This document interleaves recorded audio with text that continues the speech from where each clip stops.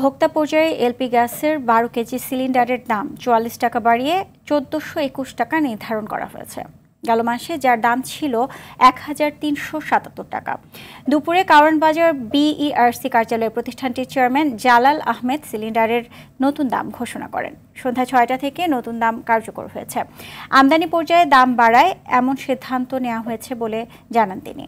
এবার স্বাধীনভাবে গণশুনানির মাধ্যমে মূল্য নির্ধারণ করতে পারবে বলে আশা বিইআরসির।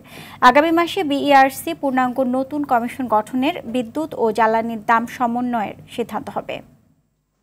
সৌদি সিপি যেটা বলা হচ্ছে সেটির যে মূল্য পরিবর্তিত হয়েছে এবং ডলারের দামে কিছুটা পরিবর্তন এসেছে এই এক মাসে, এর কারণে কিছুটা মূল্য পরিবর্তিত হয়েছে। ১২ কেজি সিলিন্ডারের মূল্য সেপ্টেম্বর ২০২৪ মাসে হবে ১৪২১ টাকা।